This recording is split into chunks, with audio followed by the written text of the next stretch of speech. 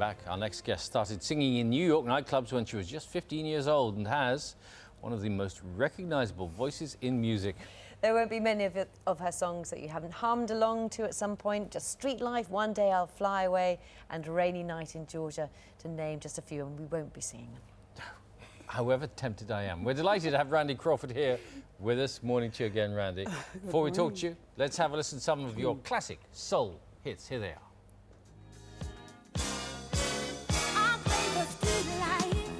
Because there's no place I can go. Street life, it's the only life I know.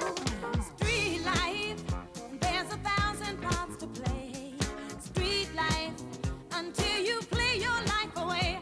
Oh! One day I'll fly away. Leave your love to yesterday. What more can your love do for me? When will love be through with me? A rainy night in Georgia, such a rainy night in Georgia. I believe that it's raining all over the world. You might need somebody. You might need somebody too. You might need somebody too. Yeah. And really interesting, watching Randy, watching herself, because of all the comments you made. First of all, you worried about in one clip whether you had all your teeth in. Well, Did you have a tooth missing? Once upon a time, there was a major photograph session with me somewhere, and my tooth is missing on an album cover, a CD It's cover. really. I thought, why they do that to me? It was in Japan. And then you were very critical of yourself because you said you're lip syncing. Which one was that? Was it? That was a rainy night in Georgia, Really? or you might need somebody. I thought, oh, the lip syncing. You could. How can you spot that? How can you spot that? Well, you know, because it's me. Okay, I guess you recognise your own voice. Once upon a time, right? So take us back right to the beginning. You were performing when you were just 15. Yeah, I started singing in nightclubs at 15. Right. I sang a little bit sooner than that in school, in bet. Glee Club, and in church, of course. And then, you know. Well, it's. But it was in New York City until Yeah. maybe about 19 or 17 or 18, but it was in you- Ohio. I was born in Macon, Georgia, Right. and we left Georgia before I was a year old and moved to Ohio, to Cincinnati, Ohio. Yeah. And so I did a lot of television and singing in nightclubs there and in school choir and Glee Club. Then I went to New York City, and then I got discovered in LA and so forth and so on. But Okay. a lot of parents would say, well, children singing in nightclubs in their early teens because your dad was Right. chaperoning you. Was Well- he encouraging you then? Everyone was encouraging me to sing because I thought I was going to be a housewife and a mother like my mother. But my mother had a tremendous amount of talent. She sang to us in the house, and my dad was a great singer because he sang in church. And so I was just, you know, the choir directors in school and in church were telling my parents, she's got a tremendous amount of talent. You should make sure that, you know, she continues to sing and hone that talent so that she will blossom into something much greater than being just a mommy and a housewife. And you certainly did. And my mother said that had she not been a housewife and a mommy, she would have been a singer. So I guess in many ways I was living her dream.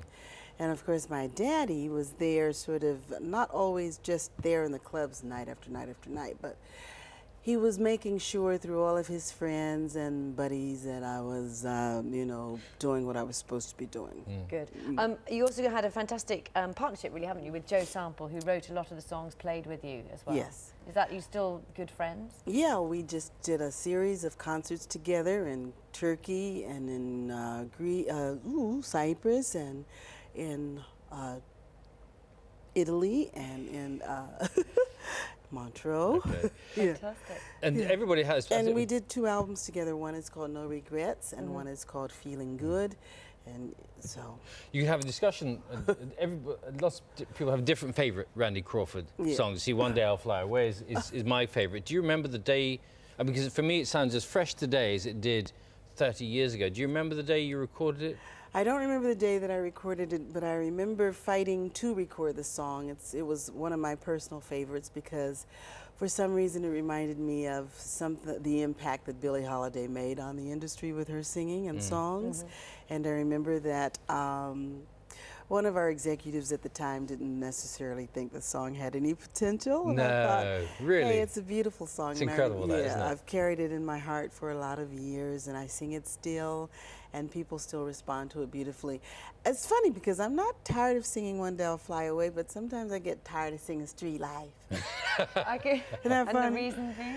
Well, because, you know, it's like, when I looked at the footage, Yes. I thought, well, that's the most sophisticated street person I've ever seen. Well, my mommy didn't like the song Street Life. She said, that song works you too hard. And it was a difficult song. It was a challenge musically to learn. So, you know, but it's still a fun song because people relate to it, and it gets everybody up and happy. And there's a wonderful story about the song Almaz, which it's a That song is a that song you wrote. that I wrote completely. And about lyrics some and neighbors music. of yours. Former neighbors from Eritrea. The woman's name was Almaz, and the husband was in the fabric industry. And when they moved into my neighborhood, they said that they were political refugees from Eritrea at the time. And why don't I write a song about your wife? That's what he said, Almaz. I said, okay, I'll do my best. Maybe I should be writing a song about you, the husband, you know. Oh, yeah. So before the song was ever completed and/or I made a demo, they had already moved out of the neighborhood, and I didn't know how to find them anymore. But the thing that I think that I like most about the song is it speaks of love surviving, born in a world where love survives. So that's why I love the song Almaz. They must have heard it. I hope so, yeah. And they must have heard, hopefully family. they've heard you tell the story, because it'd be very sad if they hadn't. This is Best Of, this new album. Yes. How do you choose? Actually, I did not. Okay. I was sort of like, I'm going to say this is a gift to me from a record company that's helped me blossom into the success that I've become over the years. And when they said, you know, well, there's a marketplace still for you in our hearts in this part of the world especially. So would you like and would you agree to putting out a new Best Of package? And I said, well, if you let me put one new song on there, which is a song that I co-wrote with a former guitar player friend, and the song is called Worn But Not Tattered, and we were going to call the CD that, but it's better that we're calling it the Best Of. So it's that's why I've been sort of teary-eyed, sitting in the green room or the dressing room, whatever, crying a little bit, because that's a very nice thing to have happen for your career after a lot of years. And of singing. I just want to go, the Almaz episode, you wrote it, somebody came up to you, asked you to write a song. I mean, do you write songs on request, on demand? I mean, can you, if I said, can you write one for me and Louise?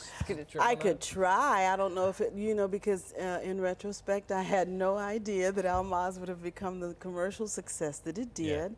And I did an album that's called Don't Say It's Over, where I wrote a host of songs. And I think Tender Falls the Rain, I don't know if that's on the new Best Of, I wrote that. Yeah. I could probably do something not as great as, say, Lionel Richie or, you know, or Burt Bacharach, those real writers, or Stevie Wonder. But, you know, I could probably just take anything written by Randy Crawford would be fine. I wouldn't call you Thelma and Louise. I would have to say Billy and Louise. That's a start. Thank you very much indeed. Thanks, you very much. The Best of Randy Crawford is available now. Tomorrow we're speaking to Tracy Bennett, the actress, about her role playing Judy Garland. That's at the end of the rainbow. That's from 6 o'clock tomorrow. We'll see you then very early. Goodbye for now. And here's the Field of Dreams in Somerset.